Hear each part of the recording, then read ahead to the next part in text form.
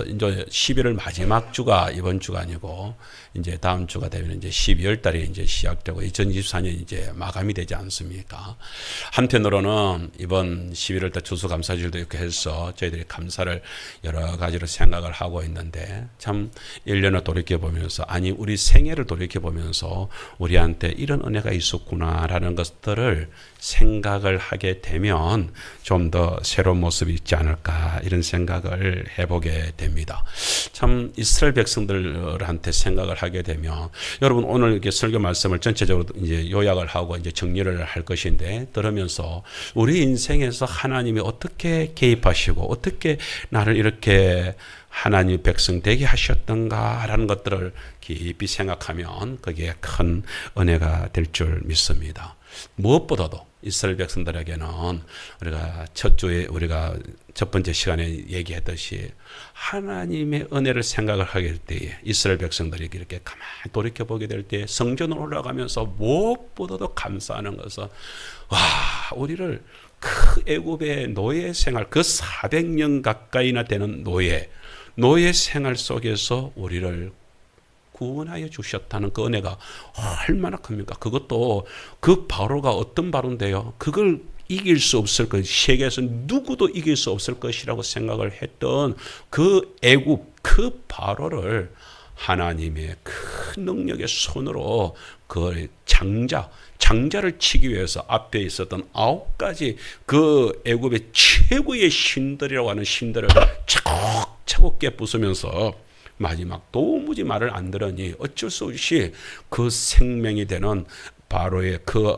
아들부터 시작해서 애굽의 모든 장자 그리고 짐승의 모든 첫 새끼들을 다 치기까지 하면서 그러면서 기어이 애굽을 출애굽을 시켜내었습니다. 그 은혜를 가만히 생각하게 되면 얼마나 감격스럽나. 그래서 저희들이 첫 번째 그 은혜를 한번 생각을 해봤죠. 지난주에는 우리가 어떻게 말씀을 나눴습니까? 그 이스라엘 백성들이 승승장구해 갈 줄 알았더니 홍해가 꽉 가로막고 있었을 때에 얼마나 이 사람 환장할 노릇입니까? 그런데 하나님께서는 그 막혀진 그 홍해도 갈라내시고 하나님께서 기어이 길을 내어주셨다는 사실까지 봤습니다. 오늘 시편 136편의 마지막 정리를 하면서 저는 이런 말씀들을 한번 생각을 해봤습니다. 우리 보면은요 26절까지 있는 말씀이 한 절에 한 절 나타나고 그 이렇게 하시니 이게 감사하라 이렇게 하시니 이게 감사하라 계속 감사라고 하는데 26절까지 나타나고 있는 모든 말씀들에 대해서 단 한 절도 같은 내용이 없습니다. 하나님께서 막 이렇게 모든 것에 이렇게 하시니 이게 감사하라 저렇게 하시니 이게 감사하라 계속 감사라고 얘기를 하고 있거든요. 이걸 우리들한테 보여주는 것은 딱 한 가지입니다. 여러분 우리 인생이 우리 성도들의 삶이 우리 젊은 학생들부터 시작해가지고서 어른들에게까지도 모두 다 마찬가지지만 우리 인생을 놓고서 한번 이야기를 한번 풀어보세요. 풀어보면 다 다를걸요. 같은 내용은 하나도 없을 거예요.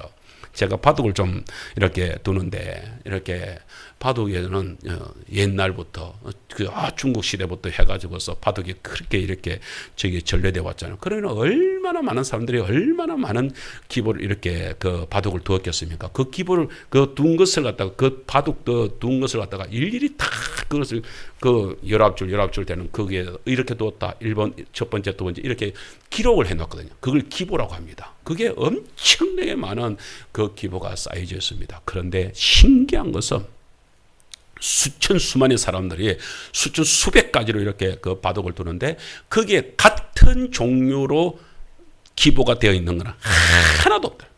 이제까지 바둑 중에서 여러분 무엇을 얘기합니까?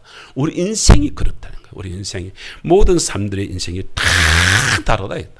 그런데 그 다른 인생을 어떻게 해요? 하나님은 일일이 개입하시면서 역사하시고 우리 개별적으로도 마찬가지고요. 교회적으로도 마찬가지고 가정적으로도 마찬가지고 하나님께서 그렇게 역사하셨다. 그런데 그렇게 역사하시는 하나님이 어떻다고 우리가 마지막 후렴구에 읽었잖아요. 어떻다고요? 그 인자심이 어때요? 영원하다. 다시 오늘 우리 설교의 제목처럼 그래서 하나님의 사랑은 변하지 않는 영원한 사랑이다 하는 것을 저희들한테 보여줍니다. 이 변하지 않는 영원한 사랑을 우리가 뭐라 한다고요? 헤세드. 우리 한번 따라할까요? 헤세드. 히브리어는 헤세드라고 얘기를 하고 변하지 않는 영원한. 그래서 이것을 뭐 하나님께서는 그렇게 언약, 약속으로 딱 우리가 잡고서 헤세드의 사랑을 우리한테 보여준다. 그것을 신약에서 우리가 얘기하는 아가페. 예? 그 아가페를 이렇게 얘기하는 것인데 어떤 면에서는 우리가 그 약속으로 붙든다. 뭡니까? 출애굽기 20장 6절에 십계명에 이런 말씀이 있습니다. 나를 사랑하고 내 계명을 지키는 자에게는 뭐예요? 천대까지 은혜를 베푼다라고 말씀을 하셨는데 그때 천대까지 은혜를 베푼다 할 때 이때 쓰여진 단어가 헤세드란 단어가 쓰여졌다 이 말이에요. 그래서 헤세드다. 그래서 어떤 얘가 이 헤세드가 얼마만큼 이게 귀한 것인가 하는 것을 하나 얘기를 한번 해보겠습니다.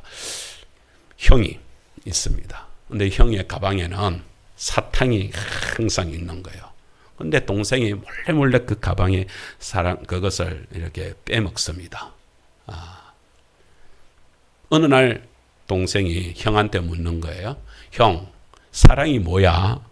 라고 물으니까 형이 지혜가 있어서 딱 그 얘기를 하는 거예요.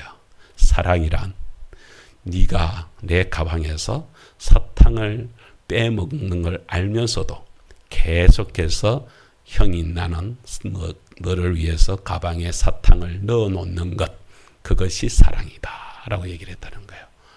여러분, 동생이 어떤 면에서는 내 걸 갖다가 그렇게 훔쳐 먹는 동생이 얄밉기도 할 거잖아요. 근데 야단치지 않고 형이 동생을 위하여서 사탕을 이렇게 넣어주는 것. 그것도요, 우리가 한 번 더 생각을 해보세요. 만일에 내 친동생은 또 그렇다 하더라도 이웃에 살고 있는 다른 동생, 그 이웃의 동생이 그렇게 하는데도 불구하고 그것을 싱긋이 웃으면서 그 사탕을 계속해서 넣어준다고 한다면 그건 더 큰 사랑이라고 말을 할 수가 있죠. 오늘 우리가 그렇다 하나님 앞에서 우리의 행편이 어떠하든지 간에 우리가 잘나가지고서 자격이 있는 것이 아니라 정말로 미치나. 전에 제가 우리가 얘기하면서 그 근사님, 우리 윤 근사님 말씀을 드렸는데 이 버러지만도 못한, 이 걸레만도 못한, 아무리 근사님은 생각을 또 해보고 또 해봐도 나는 그런 미약한 존재고 연약한 존재인데 그런 나를 하나님이, 주님이, 십자가가 나를 갖다 구원해줘요. 그게 좋아가지고 그게 감사해가지고요 그렇게 하시는 거예요. 우리가 이런 말이 있습니다. 정오는 쉽습니다. 하지만 사랑에는 용기가 필요합니다. 라는 말이 있다고 그래요. 뭔 말입니까? 정오. 그냥 화나면 화나는 대로 왁 터뜨려버리는 그게 정오잖아요. 그건 누구나 할 수 있는 것이요. 근데 사랑은요, 그 솟아오르는 그 감정을 누그러뜨리고 그 속에서 사랑을 베푸는 거예요. 헤세드 사랑이라는 것은 하나님의 백성들을 향하여서 그 사랑을 베풀 때요, 하나님은 그런 용기, 우리 십자가의 용기, 그것이 필요하다 하는 것을 저희에게 가르쳐 줍니다. 오늘 이제 말씀을 마무리를 하면서 마지막에 우리가 기억해야 될 사실들이 이것이라고 생각을 합니다. 변하지 않는 사랑요, 그 헤세드의 사랑이 우리에게 어떻게 하나님께서는 역사하셨던가, 그것을 마지막 말씀을 저희들이 함께 이렇게 나누고 싶습니다. 자, 그래서 그것을 크게 저는 이렇게 제목을 잡아봤습니다. 자, 우리 제목을 한번 보십시다. 2번. 자, 다 같이 제목을 한번 읽읍시다. 시작. 하나님은 영원한 헤세드의 사랑으로 사랑합니다. 하나님은 영원한 헤세드의 사랑. 그 사랑이 어떻게 나오느냐. 제가 아까 우리 같이 나누었던 136편 23절 25절의 전체적인 말씀을 가지고서 제가 우리 성도들과 함께 그 말씀을 풀어가려고 합니다. 여러분, 그런데 저기에서 보세요. 우리를 어떻게 해요? 다른 무엇보다도 우리가 잘났을 때, 우리가 언제나 잘나가고 있을 때에 하나님께서 우리를 기억해 주시는 그게 정말 좋지요. 그러나 그렇지 않을 때 한 사람의 인생을 저기에서 그대로 보여주는 것인데 그것도 뭐예요? 인생이 무너졌습니다. 비천에 빠졌습니다. 그런데 하나님께서는 첫 번째 뭐예요? 기억해 주셨습니다. 두 번째는요, 그 기억해 줄 뿐만 아니라 그가 태적에게 몰려갔을 때에 그 대적들에게서 건져 주실 뿐만 아니라 우리에게 뭐예요? 일용할 양식을 날마다 먹여주면서 우리를 책임져 주시다는 것이 저 말씀 속에 그대로 나타나고 있습니다. 그분이 뭐예요? 헤세드의 사랑, 변하지 않는 그 사랑을 가지고서 우리를 그렇게 지켜주었다는 것입니다. 제가 한 가지 질문을 할까요? 오늘 이 질문을 답을 하시는 분은 오늘 정심 두 그릇 잡숴도 제가 말을 안 하겠습니다. 사랑의 반대말이, 이문규 사님, 사랑의 반대말이 뭘까요? 사랑의 반대말이 뭘까요? 아시는 분 그냥 말씀해 보세요. 아시는 대로. 혜인 사님, 사랑의 반대말이 뭐죠? 미움. 그것도 있죠. 미움이 될 수도 있겠습니다. 그런데 그것보다 더 적합한 말이 있다고 그래요. 예? 원수. 사랑의 반대로 원수입니다. 또, 예? 정오. 예. 무엇보다도, 근데요, 사랑에 미움이 생기고, 정오가 생기고, 원수가 되는 것도요, 그 사람을 기억하고 있기 때문입니다. 그런데, 사랑의 반대말은 무관심이라는 말이 있습니다. 사랑의 반대가 무관심이래요. 사랑의 반대가 뭐예요? 그 사람을 사랑하는, 어떤 식으로든지 그 사람을 붙잡고 있는 데서 놓아버리는 거, 포기해버리는 거. 그것만큼 사람이 비참해지는 것은 없습니다. 그런데 오늘 23절에서 우리에게 주시는 말씀은 무엇입니까? 비천한 가운데 있을 때에 그때에도 하나님이 기억해 주신다 하는 말씀을 시편 136편 23절만 다시 한 번 더 같이 합독을 하겠습니다. 시작. 우리를 비천한 가운데에서도 기억해 주신 이에게 감사하라. 왜요? 그 인자심이 영원하기 때문이다. 여러분, 이렇게 우리가, 이거는 번역서니까, 이렇게 공동 번역에서 번역을 이렇게 해 놓은 것을 봤습니다. 이거 같은 의미인데, 좀 더 이렇게 우리한테 피부적으로 와 닿을 수 있는 말인데요. 공동 번역에 보게 되면은, 우리가 망했을 때 아니 잊으셨다. 왜? 그의 사랑은 영원하시다. 라고 말씀을 하고 있습니다. 망했을 때, 끝났을 때, 이제 모든 사람들이 외면할 때, 나는 이제 이 세상에서 이제 더 이상 내가 희망이 없다. 그래서 이로써 내가 끝이구나. 때로는 病때문에 그래요. 때로는 사업 때문에 그래요. 때로는 우리의 모든 것에서 어떤 젊은이들은 그냥 시련을 당해가지고서 그냥 나는 이제 이래서 끝이다. 이러면서도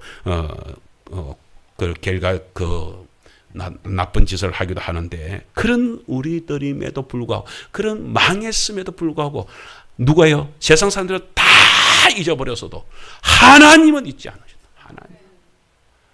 저는 이게 너무나 감동이 되어졌습니다. 정말로 그런 사람 중에. 근데요, 처음부터 아예 비천한 사람들은 또 좀 그렇다 하더라도요, 승승장구하다가 무너진 사람들은 이 고통이 더한 것입니다. 여러분, 그런 사람 중에 누가 생각납니까?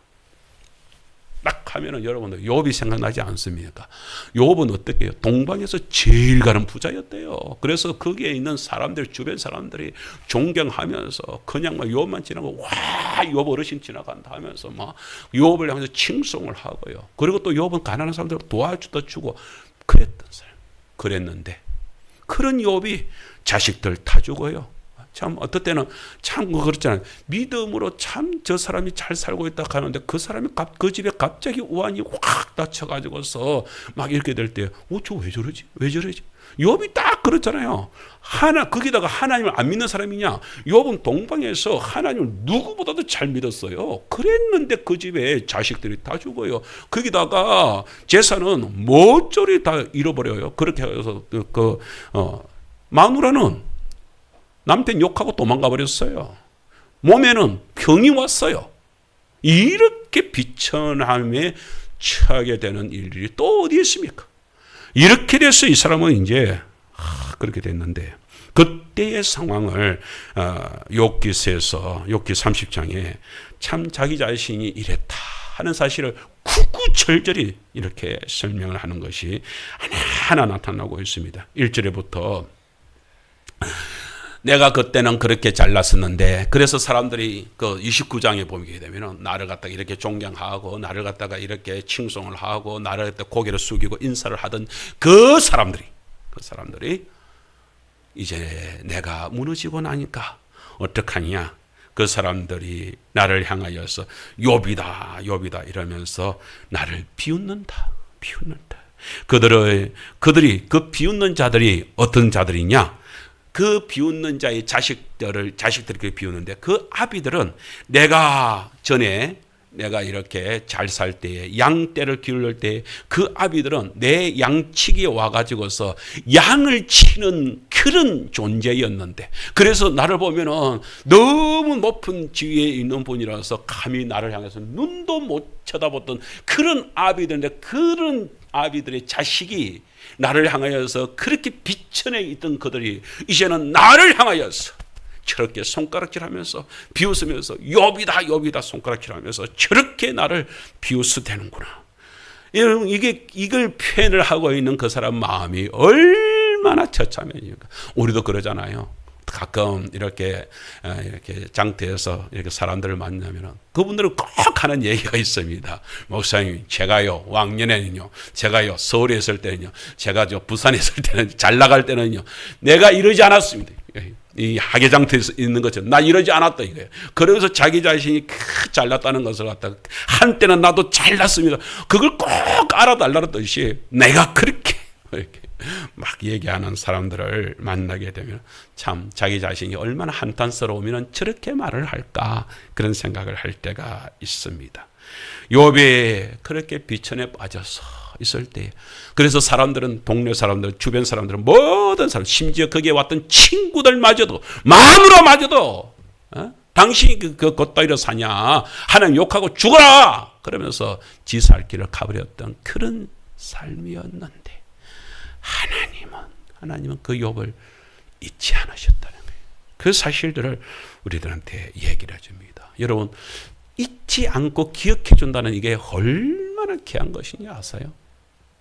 제가 어령에 있을 때에 그때 참 어렵게 생활을 했던 저보다 나이가 좀 더 많았던 형님뻘 때는 그 김창규 선생님이라고 있습니다. 지금 하나님 부르심을 받고 이렇게 천국에 갔는데 그가 살아있을 때에 참 한때는 인천에서 사업을 이렇게 크게 해가지고서 그렇게 해가지고서 승승장구할 때에 그때 마누라며 자식들이며 주변 사람들이며 얼마나 이렇게 자기의 일을 따랐는지 모릅니다. 근데 병이 왔어요. 병이 와가지고 사업이 망했어. 사업이 망해가면서 그러면서 그가 이제 이게 참 그 병이 그게 웃겨요. 그 이제 당이 이렇게 확 이게 운전을 해가다가 그냥 막 당이 탁 떨어지니까 갑자기 사람이 의식을 확 잃어버렸대. 그래서 자기도 모르게 그냥 차는 게 계속 하고 그래가지고서 차로 들이받아가지고서 이러다 뭐 더 이상 여기서 이 도시에서 살아서는 죽겠다. 그래 싶어가지고 이제 어령에 있는 어머니 집으로 이렇게 와가지고서 그래서 홀로 계신 어머니와 함께 이렇게 살아갑니다. 참 다른 사람들은 뭐 이렇게 모두 다 자기를 갖다가 외면을 하는 것이죠. 참 그 교회에서 이렇게 만나게 되어졌는데 그래도 참 안쓰러워서 제가 이렇게 거창으로 이렇게 하계를 이렇게 오면서 그래도 그분이 이제 컴퓨터를 이렇게 잘 만져요. 그래서 이제 한 번씩 오게 해가지고서 이제 그렇게 하면은 막 핑계는 이제 컴퓨터 안 돼. 뭐 그래도 뭐 한번 봐주시오. 그냥 막 그러면서 오면은 10만 원도 주고 이렇게 하면서 차비를 주면서 그러면서 교제를 계속 나누면서 그 창교생을 챙겨드렸습니다. 장례식 때 갔는데 어머니가 손을 잡으면서 목사님 우리 창규가 꼭 이 말을 전해달래요. 마지막까지 나를 잊지 않고 챙겨주어서 감사하다는 얘기를 꼭 해달라고 장교쌤이 울면서 엄마한테 이제 눈물을 흘리면서 그 얘기를 어머니한테 해주네요. 우리 창교가 목사님 그렇게 따뜻하게 해준 거 잊지 않고 천국 갔습니다. 고맙습니다. 그 얘기를 들을 때, 사람이 기억을 이렇게 해주는 것만 하더라도 이렇게 깊이 새기는구나. 그런데 여러분, 사람이 아니라 하나님이 우리를 기억해 주신대. 저와 여러분을 하나님이 기억해 주신대. 그 은혜가 여기에 있는 것입니다. 그럼 하나님은 왜 우리를 기억하실까요? 이사야서 62장 6절에 이런 말이 있습니다. 너희 여호와로 기억하시게 하는 자들아. 하나님께서 내가 너희들을 기억한다. 기억하고 있는 나의 백성들아 라고 하면서 부르고 있습니다. 하나님이 아니 우리가 뭐라고 우리를 기억을 할까요? 여러분들 중에서 이렇게 말할 수 있는, 목사님 저 정도면 하나님 기억해 줘야 안 됩니까?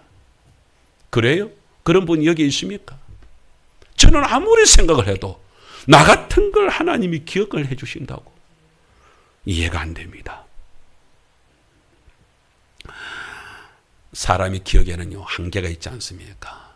참 우리 서백남 할머니도 그렇고 주변에 이렇게 요양원에 가 계시는 어르신들이, 우리 서백남 할머니가 처음에 그 요양원에 들어갈 때 그때만 하더라도 아직까지는, 다른 사람들은 가끔 가도 잊어버린다는데 제가 가면은 아이고 목사님 그러면서 갈 때마다 나 데리고 하게 가죠. 근데 한 달, 두 달 시간이 지나면서 그 다음에는 모르는 거야. 누구더라? 모르겠어요. 알지. 누군데? 몰라. 이게 기억이 그렇다 말이에요. 그런데 이사야서 49장 15절에 뭐라고 합니까? 이런 말이 있습니다. 우리 한번 읽어볼까요? 시작. 여인이 어찌 그 젖먹는 자식을 잊겠으며 자기 태에서 난 아들을 긍휼히 여기지 않겠느냐. 그들은 혹시 잊을지라도 나는 너를 잊지 아니할 것이라. 그래요. 아니 어미가 젖먹이 자식을 잊을 수가 있다고요? 없지요. 그건 도무지 있을 수 없는 일. 그래도 혹시나 어미는 자식을 잊을런지 몰라도, 어미는 자식을 자기 자신이 어떻게 살 길을 위하여서 자식을 고아원에 맡긴다든지 버릴 수도 있겠지만, 하나님은, 나의 하나님은, 우리의 하나님은 그렇지 않는다. 절대 그렇지 않는다. 나는 너를 잊지 아니할 것이라. 그래서 우리가 출애굽을 할 때 이스라엘 백성들을 갖다가 그렇게 살려내잖아요. 그 왜 그렇게 살려냈느냐? 출애굽기 3장 24절 25절 말씀을 보게 되면 그것을 근거를 이렇게 말씀을 하고 있습니다. 다시 한 번 더 읽습니다. 시작. 하나님이 그들의 고통 소리를 들으시고 하나님이 아브라함과 이삭과 야곱에게 세운 그 언약을 기억하사 하나님이 이스라엘 자손을 돌보셨고 하나님이 그들을 기억하셨더라. 기억하고 계신다는 이 사실, 그게 얼마나 귀한 것인가를 우리들한테 다시 말씀을 해주고 있는 것입니다. 여러분, 하나님께서 언약, 그렇게 약속으로 붙들고 기억하신다. 여러분, 언제 이런 약속을, 아브라함과 세운 약속이 언제 있었을까요? 하나님이 아브라함과 이삭과 야곱에게 세운 그 언약이라 그랬잖아요. 이 헷세대의 언약을 언제 세웠을까요? 하나님이 아브라함을 75세 됐을 때에 정말로 태에, 그 마누라의 태에 아무것도 자식이 없어가지고서 이제 내일도 없어, 이렇게 비천한 가운데서 그냥 죽는구나 생각을 했던 시절에 하나님께서 아브라함을 불러내었습니다. 그래서 아브라함과 함께 생활하면서 하나님이 아브라함이 너에게 복을 주마 얘기를 했습니다. 우리가 지난 몇 달 전에 이렇게 아브라함 설교를 한 적이 있었는데 창세기 15장에서 그래서 하나님께서 뭐라요? 그 어려운 가운데에 아브라함이 처했을 때 아브라함에게 하나님이 나타나셔서 그에게서 언약을 세웁니다. 그때 언약을 우리가 보통 햇불 언약이다 그럽니다. 우리 한번 그림을 한번 보여주세요. 여러분, 햇불 언약은 보통 저 앞에 있는 이 그림이 좀 그런데 이게 이제 왕의 자리에 이렇게 하는, 이거는 이제 아브라함에게 시키신, 이거 보세요. 짐승을 반쪽을 낸 거예요. 반쪽을 이렇게 해가지고서 딱 쪼개가지고서 이렇게 세우고, 그렇게 해가지고서 아브라함이 이거 졸고 있을 때 이거 그대로 성경의 모습을 그대로 냈는데, 햇불, 하나님께서 이렇게 나타나셔가지고서 이 쪼갠 고기 사이로 이렇게 지나갑니다. 원래는 이게 뭐예요? 전쟁을 통해 가지고서 이긴 왕과 진 왕이 있잖아요. 그러면은 이긴 왕은 자리에 딱 앉아 있죠. 여기 자리에 딱 앉아 있습니다. 그러면은 진 왕은 저 고기 사이를 이렇게 기어서 은검은검 기어서 갑니다. 뭐냐면은 자, 너와 내가 맺은 언약, 이 언약을 통하여서 어떻게 만일에 이 언약이 쪼개지면, 이 언약이 파기된다면은 내가 짐승을 쪼개버리듯이 너를 쪼개버리겠다. 이게 원래의 뜻입니다. 그런데 거기로 뭐예요? 진왕이 아니고 오히려 아브라함이 이긴 왕처럼 딱 버티고 앉아있고 거기에 횃불이 하나님께서 거기를 엉금엉금 진왕처럼 기어서 거기서 엉금엉금 기어가고 있는 모습을 우리들한테 보여주고 있는 것이잖아요. 뭔 말입니까? 아브라함한테 이렇게 얘기하는 것입니다. 만일에 이 언약이 지켜지지 않으면은 내 몸이 쪼개진다. 네 몸이 아니고 아브라함의 몸이 쪼개지는 것이 아니라 하나님이 나의 몸이 쪼개진다. 이렇게 얘기를 하고 있는 것입니다. 그래서 아브라함이 그 언약을 세워서 하나님께 어떻게 하시겠다고요? 하나님께서 아브라함에게 이렇게 약속을 해서 창세기 15장 18절에 이렇게 약속을 해줍니다. 시작. 그날에 여호와께서 아브라함과 더불어 언약을 세워 이르시되 내가 이 땅을 애굽 강에서부터 극한 유브라데까지 네 자손에게 주노니. 그 나중에 보게 되면 그 땅이 어떤 땅이에요? 가나안 땅을 하나님께서는 주시겠다고 약속하셨고 그 약속대로 이행을 하시는 모습을 저희들한테 보여주고 있는 것입니다.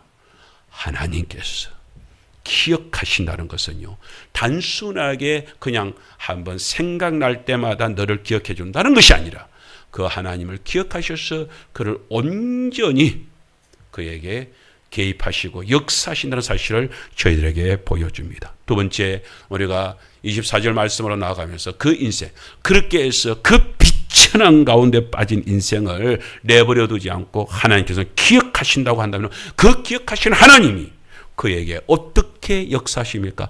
두 번째 말씀입니다. 우리가 24절의 말씀을 가지고서 같이 나누겠습니다. 모든 대적들에게서도 건지시는 하나님의 사랑을 보게 되는 것입니다.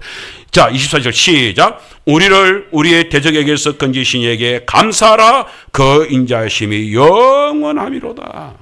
영원하미로다. 우리가 지난주 시간에 하나님께서 정말로 그 엄청난 그 바로의 군대에 바로에게서 이기게 해주신 하나님, 거기서 건져주신 하나님, 홍해에서 건져주신 하나님, 우리 그런 그 말씀들을 우리가 쭉 말씀을 보지 않았습니까? 정말로 여러분, 이 언약을 맺었다는 것, 동맹을 맺었다는 것, 이것이 얼마나 중요한지 아십니까? 여러분, 우리 지금 우크라이나 전쟁이 지금 벌써 2년이 와, 저는 러시아하고 우크라이나가 전쟁을 하면서 이렇게 길게 갈 줄 꿈에도 몰랐습니다. 지금 전쟁이 지금 아직도 매듭이 지어지지 않고 있는데, 그런데 왜 우크라이나가 저렇게 약한데도 불구하고 우크라이나인데 왜 세계 강국들이 전면적으로 도와주지를 못하고 있을까요? 이유는 한 가지입니다. 우크라이나가 그 나라하고 그 작은 나라하고 동맹관계가 되어 있는 나라가 없기 때문에 그렇습니다. 그러면요, 북한이 지금 핵을 가졌잖아요. 북한이 핵을 가졌음에도 불구하고 북한이 우리를 갖다가 건들지 못하는 이유가 무엇입니까? 우리를 이길 수 없었어요. 핵은 무슨 것입니다. 여러분, 핵이 있기 때문에 북한은 큰 소리를 분명히 칠 수 있습니다. 그럼에도 불구하고 우리를 건들지를 못합니다. 건들지 못하는 것은 우리 때문이 아닙니다. 남한만 있으면 언제든지 공격할 수 있습니다. 그런데 우리에게는 미국이 있거든요. 그런데 미국이 그러면 우크라이나에게 책임을 못 지고 있는데 왜 우리에게는 책임을 진다고 저렇게 하고 있을까요? 이승만 대통령 때에 이승만 대통령이 휴전을 맺을 때에 자기가 빠졌습니다. 그리고서 미국을 개입시킵니다. 그렇게 해가지고서 미국이 하여금 휴전을 맺게 합니다. 뭔 말을 하는지 아세요? 이건 여기에 대해서 휴전이 되었으니까 나중에 전쟁이 다시 나게 되면 거기에 대해서 뭐예요? 우리가 아니라 우리 대한민국이 아니라 미국 너희들이 책임을 져야 된대. 이게 동맹관계입니다. 그래서 어쩔 수 없이 동맹관계를 맺을 수밖에 없었던 거예요.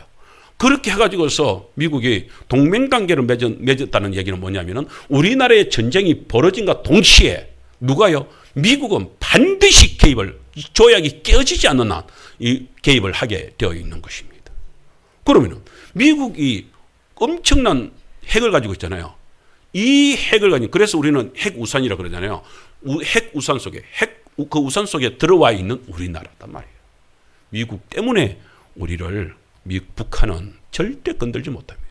일본이 아무리 독도를 갖다가 취하고 싶은 욕심은 있어도 왜 전쟁을 못 거느냐? 아니, 일본이 우리를 이길 수도 있을지 모르겠습니다. 그런데 못 겁니다. 왜요?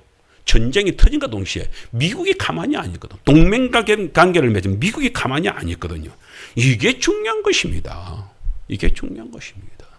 여러분, 왜 바깥에 있는 예수 그리스도에 제외된 바깥에 있는 사람들과 예수 그리스도와 함께한 우리들 사이에 있어서 차이점이 뭡니까? 저 세상의 사람들은, 예수님과 밖에 있는 저 사람들은 아직까지 그야말로 하나님과의 언약의 관계 속에 들어오지 않은 백성이요. 우리는 하나님의 언약의 백성들이기 때문에 문제는 다른 것입니다. 오늘 이스라엘 백성들과 애굽의 차이점이 딱 그것입니다. 아브라함의 언약 속에 들어와 있는 하나님의 백성들, 하나님의 언약의 백성들 바깥에 있는 백성들, 딱 그 차이. 그거 하나 때문에 하나님은 하나님의 백성들을 갖다가 취하고 그를 갖다가 붙잡고 있어 주는 것입니다. 이스라엘 백성들은 그렇게 저희들에게 역사하고 있는 것입니다. 아무도, 여러분, 특별히 가나안 땅을 들어가게 될 때에, 이스라엘 백성들이 가나안 땅에 들어가게 될 때에 그들이 정탐을 하지 않습니까? 정탐을 했을 때 어떻습니까? 너무 강한 거야. 너무 강한 거야. 이스라엘 백성들, 그 정탐꾼들이 한 가지 놓쳐버린 것이, 그렇지만 우리와 동맹을 맺은 하나님이 계시지 않냐, 이 생각을 해야 되는데, 이 생각을 한 사람은 여호수아와 갈렙밖에 없어. 자, 저들은 우리의 밥이라고 하나님 말씀하지 않았냐, 들어가자, 이렇게 하는데 다른 사람들은 저도 지금 우리가 메뚜기와 같아. 저들에 비하자면 우리가 메뚜기, 너무 강대 보이는 거야. 거기에서 엄두를 못 내고 있는 거예요. 그런데 하나님은 어떻게 해요? 여호수아 군대를 보낼 때에 여리고를, 홍해를, 그 요단강을 갈라내요. 그리고 나서 거기를, 여리고를 갖다 무너뜨려요. 그리고 가나안 땅을 입성을 시켜요. 하나님은 기억하고 계시면서 기어이 그들을 향하여서 하나님의 약속의 땅에 들어가게 만드는 역사를 일으키십니다. 그뿐입니까? 하나님의 백성들이 하나님의 마음을 그렇게 아프게 하였어요. 그렇게 하여서 어쩔 수 없이 바벨론으로 포로로 잡혀가는 일들을 벌이게 됩니다. 그런데 보세요. 그 속에서 하나님은 어떻게 해요? 그 바벨론에 있는 백성들을 하나님은 기억하십니다. 기억하셔서 그들을 놓치지 않습니다. 70년이 지났습니다. 하나님은 기어이 그들을 다시 불러내어 주십니다. 그 바벨론이 얼마나 엄청납니까? 그 엄청난 바벨론의 세력을 하나님은 거꾸로 떨어버리는 모습들을 우리들한테 보여주는 것입니다. 왜요? 왜 하나님은 이렇게 하십니까? 요한복음 13장 1절에서, 그래서 하나님은 어떻다고요? 하나님은 우리에게 있어서 세상에 있는 자기 사람들을 어떻게 하셔요? 한번 따라하겠습니다. 끝까지 사랑하시니라. 예수님이 마지막 아버지 앞에 이렇게 부탁을 했어요. 아버지,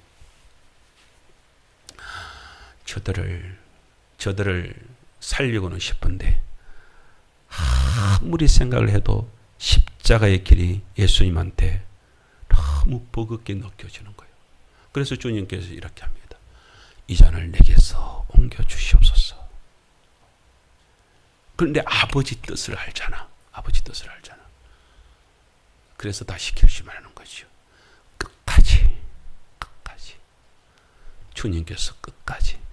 여러분, 주님께서 끝까지란 얘기 속에는 우리가 어디에까지요? 우리가 가장 비천한 지경에 빠진다 할지라도, 다시 말해 우리가 더 하나님 앞에서 더 죄악되고 어떤 면에서는 우리가 가장, 어떤 면에서는 저런 쓰잘데기 없는, 그렇게까지 가장 낮은 자가 된다 할지라도 그를 뭐예요?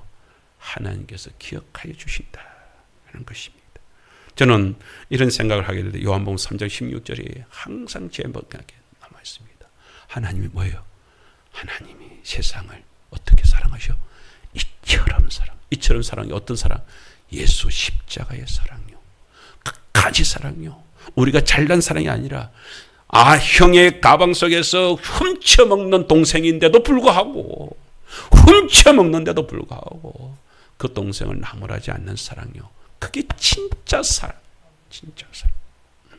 결코 무관심 속에 핑계치지 않고 포기하지 않고 내버려 두지 않고 주님께서는 우리를 사랑하고 계시는 것입니다.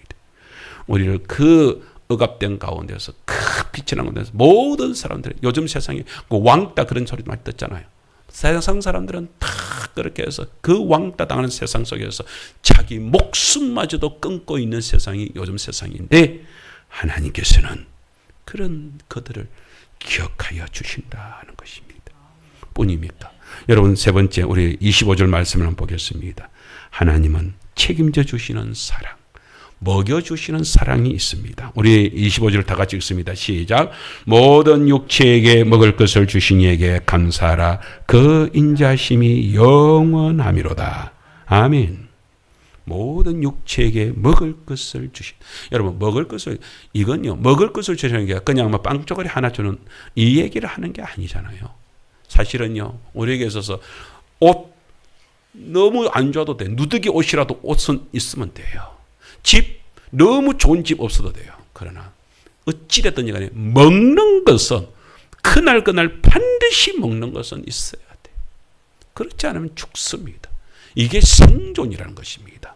생존이 걸려있는 이 부분은 너무나 귀한 것이죠.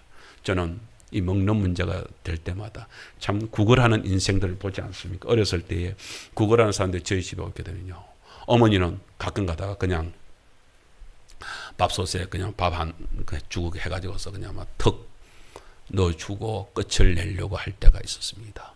할아버지가 그것을 보면 난리를 칩니다. 알고 봤더니 할아버지가 젊었을 때에 너무 고생을 많이 한 거예요. 그래서 남의 집 생활을, 그러니까 옛날에는 머슴이라고 그러죠. 그 머슴 생활을 머슴을 하면서 독한 집에 가게 되면요, 진짜 구박을 많이 받았대. 할아버지는 또 키도 참 많으신 분이거든요. 그러니까 그런 어르신이 그렇게 집에 가가지고서 막 일을 해주고 이러면 구박을 엄청나게 받은 거예요.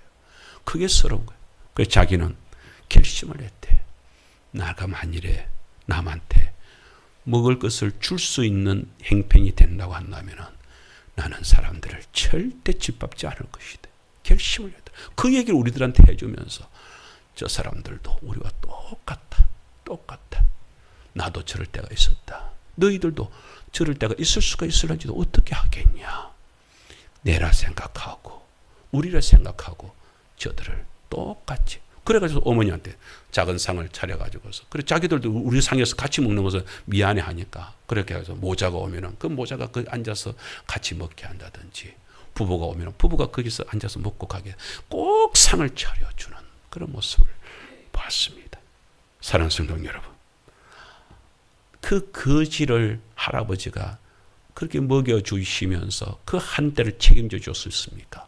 하나님은 우리의 인생을 먹여주시면서 책임져 주신다는 것입니다. 여러분, 이 먹여준, 이게 일용할, 우리 그 주기도문에 보면은 하나님, 주님께서 일용할 양식을 줘. 여러분, 혹시 이런 생각이 들어서 왜 일용할 양식을 달라고 했을까? 일용할 양식이 아니라 하나님, 일주일씩 그냥 막 폭폭 주십시오. 그러면 한 일주일 정도는 걱정 없이 먹을 수 있도록 이렇게 기도를 할 수도 있지 않았겠어요. 그런데 왜 일용할 양식을 달라고 했을까? 이번에 제가 책안을 이렇게 보는데, 그렇구나. 이 사실을 깨달아 이렇게 좀 알게 돼. 이스라엘 빵은요, 이스라엘 빵이 있잖아요. 그 빵을 한꺼번에 하면서 많이 구워 놓으면, 많이 구워 가지고서 뭐 일주일치 이렇게 해가지고서 뭐 팍 놔두고 이렇게 편하잖아요. 그런데 왜 그렇게 안 할까요? 매일매일 빵을 구울까요? 일용할 양식을 달라, 이게 의미가 있습니다. 그게 뭐냐면, 이스라엘 빵을 이렇게 딱 하면은 그 빵이 그냥 그대로 이렇게, 우리 처음에 구웠을 때, 빵도 처음에 구웠을 때 이렇게 빵이 이렇게 참 맛있잖아요. 처음에 이스라엘 빵은 그 처음에 구운 거는 그렇게 맛있대. 우리 전에 우리 뭡니까? 우리 기도원 그거 하면서 그 보리떡 그 굴러가는 보리떡 얘기했잖아요.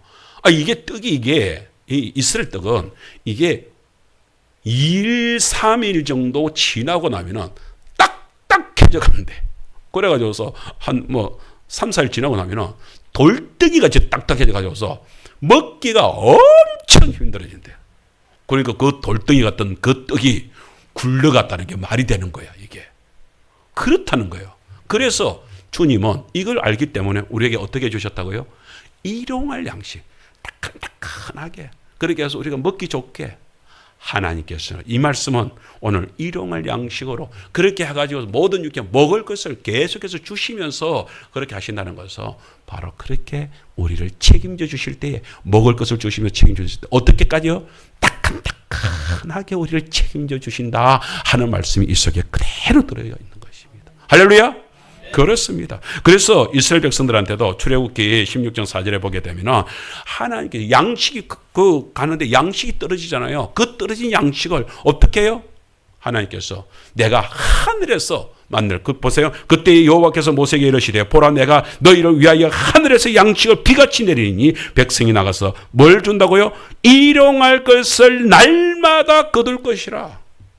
하나님께서 날마다 주시는 것은 이런 의미가 그 속에 있는 것입니다. 하나님께서 그렇게 해서 이스라엘 백성들을 그 40년 광야에서 매일매일 따뜻하게 먹여주시면서 그렇게 책임져 주셨다 하는 사실을 우리들한테 말씀을 해주고 있습니다. 그 출애굽기 16장 35절에 보면 사람이 사는 땅에 이르기까지 이스라엘 자손이 40년 동안 만나를 먹었으니 곧 가나안 땅 적경에 이르기까지 그들이 만나를 먹었다라고 기록을 해주고 있지요. 하나님께서 그렇게 우리들에게 책임을 져 주셨습니다. 여러분 보세요. 먹을 것이 얼마나 사람을 힘들게 하는지. 세상에 우리가 그 탕자의 비유 있잖아요. 탕자가 바깥에 나가가지고서 다 허비하고 그래서 이제 아무것도 없어. 그래서 그런데 먹기는 먹어야 되겠어. 그래서 유대인들은 원래 그 돼지를 이렇게 부정한 짐승이라 그러잖아요. 그런데 어쩔 수 없이 돼지 치는 집에 들어가서 돼지 일을 갖다가 돼지치기 일을 해줍니다. 그래서 돼지가 보니까 옆에서 먹는 게 뭐예요? 지엽 열매를 먹고 있는 거예요. 그런데 그걸 먹으려고 하니까 주인이 얼마나 야박했던지 그것도 못 먹게 짐승 돼지가 뭐 먹어야 되고 왜 네가 먹냐 하면서 그것도 못 먹게. 그러니까 아들이 그때서야 아버지가 생각이 난 거예요. 아버지 집에서 그렇게 풍족하게 먹었는데 그래서 아버지 집 돌아오잖아요. 돌아왔을 때 아버지가 어떡합니까? 그를 갖다가 안아주시오, 받아주시오. 그래서 목욕을 시키시오. 그래서 잔치를 베풀잖아요. 여러분, 우리 성도님들, 우리 전에 구역 예배 가거나 이렇게 하면 우리 성도님들하고 같이 식사를 하게 되면 이거 밥 먹기가 이게 반찬 건들기가 겁이 나. 시금치 건들면 시금치를 내 앞에 갖다 놓고 고기 건들면 고기 내 앞에 갖다 뭐든지 다 목사님 다 참 그게 사랑이잖아요. 그 사랑 때문에 그렇게 또 목사님 이거 좋아하시는 거 이거 뭐 드세요. 저거 드세요. 저는 그런 생각이 나더라고요. 하나님께서 그 참 아버지가 아들을 그 바깥 얼마나 그렇게 줄여 있었을 테니까 몰골이 말이 아니었겠지요. 그렇게 해가지고 그 잔치를 베풀어 가지고서 아들한테 시금치도 갖다 놓고 고기도 밀어주면서 먹으라. 이야, 그때서야 아들은 깨달았겠죠. 이야, 집에 오니까, 아버지 집에 오니까 내가 이렇게 먹는구나. 여러분, 먹는 것 나는 것이 얼마나 얼마나 감사합니까? 저는 솔직한 얘기로 불신 가정 속에서 그렇게 신앙을 시작을 했을 때에 정말 먹는 것이 그냥 하루 걸러 하루 그냥 막 굶다시피 되니까 하나님 군대를 갔다 와가지고서 복학을 자신이 없더라고. 이야, 이런 가운데서 내가 복학을 해가지고서 내가 또 이렇게 굶는 것을 이렇게 가야 되나 이런 생각이 드니까 겁이 나는 거예요.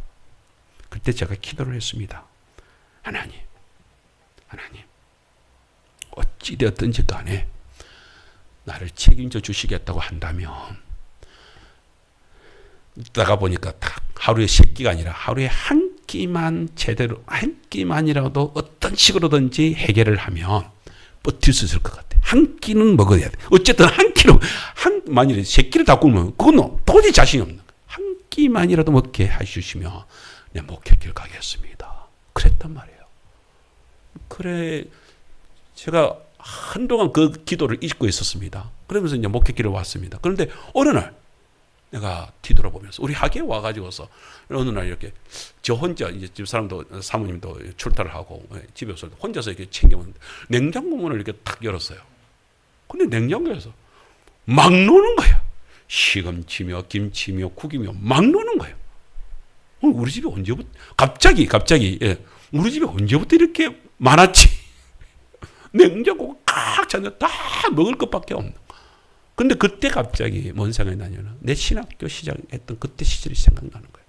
하나님께서 나에게 내가 한 끼라도 제대로만 먹는다면 내가 하나님께 감사하면서 내 목회길 가겠습니다. 했는데 돌이켜보니까 하나님은 그때 이후로 신학교에 들어와서 결혼을 하고 목회를 하면서 나를 굶기지 않으셨구나. 하나님께 나를 그렇게 책임져 주셨구나. 그 사실이 깨달아지는 거예요. 여러분, 이 책임져 준다는 것이 어떤 사람이냐면, 여러분, 요한복음 15장 1절 2절 말씀 우리 한번 읽으면서 우리 한번 생각을 하고 말씀을 맺으려고 합니다. 한번 보세요. 시작. 나는 참 포도나무요 내 아버지는 농부라. 물론 내게 붙어 있어 열매를 맺지 아니하는 가지는 아버지께서 그것을 제거해 버리시고 물론 열매를 맺는 가지는 더 열매를 맺게 하려 하여 그것을 깨끗하게 하시느니라. 저는 제거하여 그것을 제거하여 버리시라. 가지를 제거하여 버리신다. 저 얘기를 들으면서 한때는 좀 이렇게 좀 부정적으로 그렇게 생각을 한 적이 있습니다. 그런데 아무리 말씀을 이렇게 봐도 제거하는 것이 하나님께서 부정적으로 말씀하실 리가 없잖아요. 제거를 하는 것도 그 가지한테는 유익이 되게끔 해야 되잖아요. 그래서 저 말씀을 원어를 가지고 다시 한 번 더 살펴보니까 저 말씀이 뭐냐면 아이로라고 하는 말씀을 저 속에 헬라가 들어 있습니다. 아이로라는 것은 제거한다는 뜻도 있지만은 들어 올린다는 뜻도 같이 가지고 있는 거예요. 그러면 같이 한번 생각을 한번 해보세요. 들어 올려서 제거한다. 왜 들어 올릴까요? 포도나무는 포도나무지만은 그 나무의 속성이 어떻습니까? 이거는 가지가 길게 꼭 능굴처럼 길게 이렇게 쭉 뻗어가잖아요. 그러니까 우리 그 포도나무 그 밭이요, 포도나무 그 포도원 농원에 보게 되면은 그렇게 가면은 중간에 그렇게 해서 말뚝을 세워가지고서 가지를 계속해서 연결해 갑니다. 그럼 옛날에는 나무밖에 없잖아요. 나무 말뚝을 해가지고서 그 가지가 이렇게 쭉 이렇게 연결해져 가는데 그때에 농장에 어떤 일이 벌어지냐면은 말뚝이 썩어가지고서 무너져가지고서 가지가 땅으로 이렇게 처박힐 때가 있다. 그러면은 농부는 와가지고서 그게 뭐예요? 일단은 가지를 들어 올려 하시오. 그런데 그 땅에 처박힐 때에 가지가 어떻게 해요? 그 가지가 나무에 붙어 있지 않은 가지라고 그랬잖아요. 그러면 가지가 어떤 가지들은 그렇게 하여서 꺾어진 가지도 있고 떨어져 나갈 가지도 있고 그것들은 어떻게 해요? 전지하듯이 끄집어 제거해내야 되는 거예요. 제거해내면서 들어 올려가지고 다시 말뚝에다가 세워줘야 되는 거예요. 그렇게 하면서 왜 잎사귀에 묻었던 흙이라든지 이런 것을 어떻게 해요? 깨끗하게 해주면 그렇게 해서 햇빛을 제대로 보게 되면 그 가지가 다시 열매를 풍성하게 맺히게 된다. 저 의미가 저기에 있는 거예요. 뭐예요? 하나님께서 농부 되신 하나님이 포도나무 하나에도 온전하게 책임을 지셔서 그가 풍성한 열매를 맺어 제 가치를 할 수 있도록 누가 해줘요? 농부가 해줘요. 오늘 우리에게 있어서 우리가 쓰러지고 넘어져서 그렇게 해가지고서 끄꾸러졌을 때 우리의 그 허점들을 하나님께서 다 제거해 주시고 우리를 가장 견고하게 그래서 가장 열매를 풍성하게 맺을 수 있도록 하나님이 우리를 갖다가 탁 세워서 우뚝 세워주신다. 그 말씀을 우리는 이 아이로라는 말씀 속에서 저희들에게 살펴보게 되는 것입니다. 여러분 563장 그 찬송에 보게 되면 예수 사랑하심을 성경에서 배웠네. 그 3절에 보게 되면 내가 연약할수록 더욱 귀히 여기사 높은 보좌 위에서 뭐요? 낮은 나를 보시네. 참 갑자기 제가 저 찬송을 이렇게 묵상을 하면서 이 찬송을 적으신 분은 하나님의 은혜를 알았구나. 연약한 나, 비천한 나, 세상 사람들한테서 모든 사람들한테 버림을 받았던, 제가 전에도 한번 얘기했지만 참 신학 공부하면서 사회복지학을 공부를 더 하려고 하는데 등록금이 없어가지고, 그래서 등록금 그때 100만 원, 200만 원인가 그때 필요해가지고서 친구한테, 그 교회 안 다니는 친구죠, 동네 친구로, 그 친구는 잘 살고 있으니까 뭐 그 친구한테 뭐 돈 1, 200만 원이면 돈이겠나, 제 생각에 너무 쉽게 생각을 해가지고 친구한테 당장 급하니까 등록금을 내야 되니까, 그래서 친구한테 야, 한 1, 200 있으면은 좀 빌려도 한 1년 뒤에 갚아줄게. 첫 마디가 뭔지 아세요? 야, 나한테 그런 돈이 어딨노? 나는 그 친구가 그렇게 놀 줄 몰랐어. 그 친구한테는 돈이 없는 친구가 아니란 걸 내가 아니까. 그런데요, 다른 것에는 가가지고서 밥을 사주고 이럴 때는 잘 돈을 내더니만은 그 돈을 1, 200을 빌려달라고 할 때는요, 탁 외면을 할 때요, 사람이 상처가 되더라고요. 연약할 때, 비천할 때, 만일에 제가 그 돈을 잘 벌고 있는 사람인데 갑자기 급전이 필요해가지고서 아니 내가 지금 당장 오늘 내가 200을 채워넣어야 되는데 친구야, 그러면은 당장 줬을 거야. 왜? 나중에 지한테 이익이 될 것이거든. 그런데 내가 목사의 길을 가면서 신학교의 길을 가면서 가난하게 산다는 걸 뻔히 아는데 저 200 줬다가 저한테 내가 돈을 받긴 하겠나? 이 생각이 드니까 안 되는 거예요. 안 주는 거예요. 비천하다는 건 그런 것입니다. 비천에 빠져 있는 자기 자신은 사람들이 모두 다 내몰라라 하는 그때에 하나님은 기억하실 뿐만 아니라 그 비천한 자의 대적들을 물리쳐 주실 뿐만 아니라 그에게 날마다 일용할 양식을 주시면서 우리에게 책임져 주시고 채워주시는 하나님, 그분이 우리의 좋으신 하나님인 줄 믿습니다. 그 하나님을 우리는 어떻게 해요? 감사로 나아가야 될 줄 믿습니다. 오늘 23절 말씀에 우리를 비천한 가운데에서도 기억해 주신 이에게 어떻게 하라고요? 감사하라. 할렐루야. 감사하라. 그 인자심이 헤세드의 사랑은 영원하기 때문에 감사했습니다. 그래서 오늘 시편 136편 1절에서 그 전반적으로 하나님께서는 모든 삶 속에 이런 감사가 있는데 하면서 뭐라냐면은 그 모든 것을 어떻게 해요? 여호와께 감사하라. 우리 한번 따라합시다. 여호와께 감사하라. 한 번 더 여호와께 감사하라. 하나님께 감사로 나아가는 저희들 되어야 될 줄 믿습니다. 참 어렸을 때 제가 이렇게 고등학교 때 참 놀란 거예요. 그해 처음으로 이제 우리 아이교에서 추수감사절을 이렇게 맞이했는데 추수감사절을 떼고 나니까 앞에 이렇게 쌀가마가 이렇게 해서 쭉 쌓이는 거예요. 옛날에는 다 농사를 지었잖아요. 그 농사를 지었는데 사람들이 옛날에는 농사를 지어가지고서 하는데 이제 그렇게 추수감사주일 딱 그때가 이제 농사가 이제 끝나고 딱 그때라. 그러면 성도들이 다 저도 나도 뭐 다 농사를 지으니까 그렇게 해서 어떤 사람은 한 가마, 어떤 사람은 뭐 두 가마, 어떤 사람은 5가마. 자기 농사를 많은 사람들은 뭐 장로님 같은 경우는 농사가 그렇게 좀 많았으니까 그렇게 해서 누구보다도 뭐 이렇게 모범을 보여야 된다 이렇게 생각을 하셔서 그런지 한 10가마를 이렇게 혼자서 10가마를 이렇게 쌓아놓기도 하고 그렇게 해서 그 여기 가마 속에 가만히만 그 쌀가마만 이렇게 해가지고서 한 30가마 이렇게 쫙 쌓이는, 그 앞이 그냥 그득하게 쌓이는 거예요. 목사님이 그걸 볼 때마다 나는 이것만 봐도 배가 불러. 그 북한이 말을 하면서 근데 정말 기분 좋다고 이러면서 아주 기뻐하시는 그런 모습들이 있었습니다. 얼마나 그게 뭐 하나님이 그게 도대체 그 솔직히 쌀이 뭐 한 가만 두 가만 그게 옛날에 해가지고서 그게 뭐 작은 건 아니잖아요. 그런데 그렇게 하나님께 가져오면서 그들이 싱글벙글 하는 거예요. 호박도 몇 덩이나 이렇게 갖다 놓고 막 고구마도 뭐 엄청 가만히로 가져와요. 그냥 뭐 몇 개가 아니고 가만히로 가요. 가만히로 가요. 우리는 여기 감이가 아니고 그렇지만 우리 그쪽에는 뭐 감이 이렇게 별로 그렇게 거의 뭐 좋은 이런 대본감 이런 것들이 없는 거니까 감 이런 거는 아예 없어. 오로지 뭐 그렇게 고구마라든지 막 그렇게 해서 붕성하게 채려지는 것을 보게. 감사가 넘치면, 하나님의 은혜가 넘치면 그런 모습들을 저희들한테 보여주는 것입니다. 여러분, 저는 감사가 우리가 감사를 어떻게 하는 게 감사일까? 여러분, 아기가 그러면서 젖을 먹습니다. 그 아기가 엄마한테 최고의 감사는 뭘까요?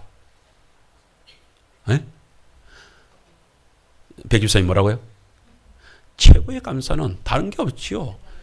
그렇지, 엄마 젖이 왔을 때에 좋아하면서 해벌쩍하면서 그 맛있는 젖을 맛있게 빨아먹으면 그게 감사죠. 할렐루야. 나는 우리 성도님들이 그 감사가 우리 성도님이 넘치시기를 주님 축복합니다. 지난주 우리 사모님이 이렇게 출타하고 없었을 때에 우리 민웅이가 수요일 날 이렇게 교회를 찾아왔습니다. 근데 저는 이제 금요일 날 당연히 그렇게 할 거라고 생각을 하고 아무 생각이 없었는데 갑자기 민웅이가 이 앞에 오면서 소리를 내는 거예요. 그럼 나가보니까 민웅이에요. 자기 딴에는 그 동네 집에서부터 차가 안 오는 거, 사모님이 안 데려오는 가운데서 그냥 생각 속에서 이렇게 수요일 가야지 이렇게 해가지고서 왔을 것인데 막 소리를 내면서 이렇게 내려왔을 것 아니에요. 근데 얼마나 당황했을까 이런 생각을 가지게 됩니다. 근데 오면서 막 그런 거예요. 그래서 이제 땀을 뻘뻘 흘리면서 앞에 들어왔어요. 그래서 민웅아 하면서 이제 저를 이제 똑 보는 거예요. 민웅이가 저를 보자마자 막 우는 거예요. 우는 거예요.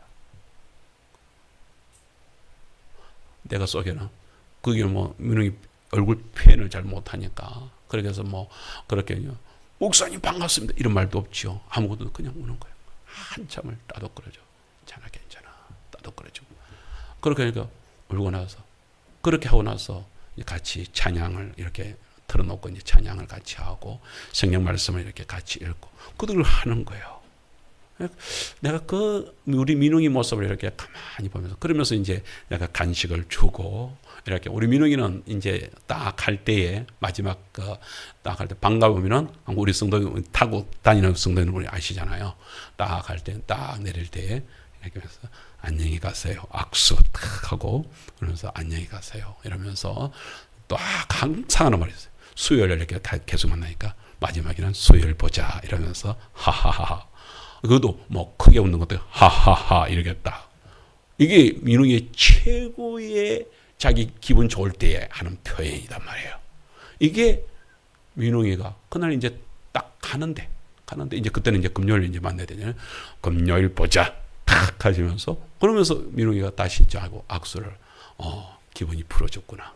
그리고 민웅이가 감사를 표하는구나. 그게 제가 느껴지더라고요. 성도 여러분, 하나님 앞에서 우리가 어떻게 해요? 정말 속에서 감격이 터져 나오면서 나오는 감사. 그 감사가 진짜 감사가 되는 줄 믿습니다. 그 감사가 우리가 함께 하나님은 우리를 기억하시고 대적한테 물리쳐 주시고 그리고 우리에게 일용할 양식을 주시면서 계속 우리를 채워주시고 책임져 주시는 하나님. 그 하나님의 감격이 되어서 감사가 되어서 우리는 하나님께 감사로 이것이 계속 버무러지는 삶을 살아가게 될 때 바로 이것이 주님 앞에 주시는 은혜가 아닌가. 마지막으로 저는 출애굽의 과정을 보면서요. 이런 생각을 가지게 되어졌습니다. 성도 여러분 보세요. 출애굽이 뭐예요? 노예 생활 이스라엘 백성들의 큰 노예 생활 400년의 고통의 세월. 그게 멸망이잖아요. 망할 길로 갈 수밖에 없었던 그들을 누가요? 하나님이 기억하셔서 살려내 주시잖아요. 구원해 주시잖아요. 그렇게 구원이 뭐예요? 이게 딱 우리 복음의 행실하고 딱 맞아 떨어지잖아요. 그렇게 해가지고서 우리를 예수 그리스도로 말미암아 우리를 갖다가 구원해내어 주시는 그 죄악 사탄의 속을에서 딱 건져내 주시는 그 은혜가 여기에 있잖아요. 주님께서 이렇게 우리를 구원하셨구나. 구원하신 우리를 갖다가 어떻게 해요? 그리고 나서 홍해를 건너게 하시잖아요.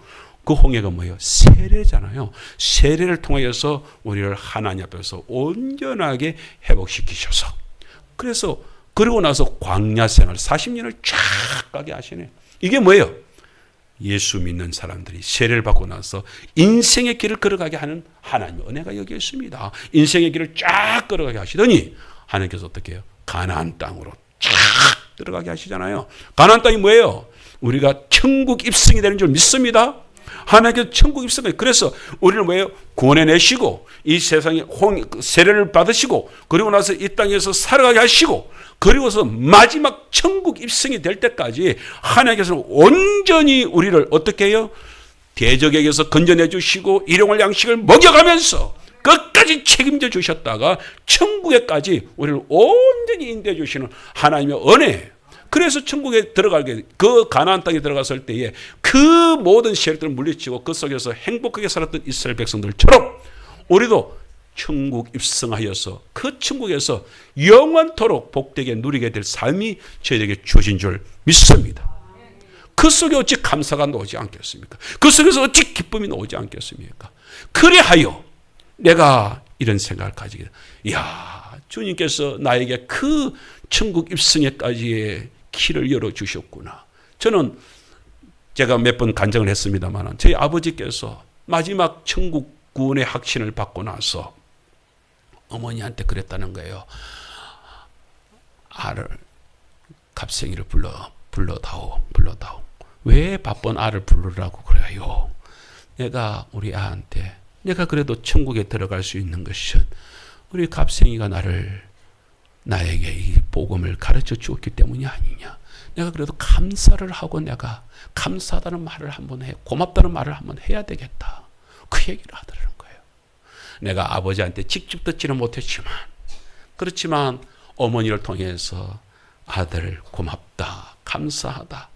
너 아버지 정말 천국을 바르게 바라보고 그렇게 눈을 감았다. 그 얘기를 들었을 때 얼마나 감격이 되고 얼마나 감사가 되는지요. 저는 그런 은혜가 우리 성도인들, 정말로 우리 마을에, 우리 하계에 있는 사람들, 그 한 사람 한 사람, 이번 이후 초청잔치 때에 그분들을 데려와서 그분들이 예수 믿게 되었을 때에 내가 당신 때문에, 내가 집에 그 교회를 인도해 준 것 때문에 내가 예수를 믿고 구원을 알았어, 내가 천국을 알았어. 그런 감격이 터져 나올 수 있으면 무엇보다도 감사하겠다. 여러분, 우리가 전도한 사람이 여기에 나와가지고서 하나님께 찬양을 돌린다고 하면 상상을 한번 해보세요. 우리 종철이가 나와가지고서 부부와 손을 잡고서 여기서 찬양을 한다고 상상을 한번 해보세요. 우리 현석이 여기 나와가지고서 찬양을 한다고 하면 상상을 한번 해보세요. 저는 그런 걸 생각해도 즐겁고 기쁩니다. 우리가 누가 되었든지 간에 그들이 정말로 내가 예수 믿고 구원을 얻었습니다. 내가 새 생명 얻었습니다. 그 기쁨 속에 살아갈 수 있도록 저와 여러분들이 함께 춤을 추었으면 좋겠습니다. 정말 우리 오늘 이 시간에 우리 한번 기도 한번 하겠습니다. 이렇게 기도하겠습니다. 하나님, 이번 12월 22일 우리 이웃 초청 잔치에 내가 그 영혼을 데려오고 싶습니다. 그 영혼이 살아나기를 원합니다. 우리 한번 주여 한번 부르고 기도하겠습니다. 주여.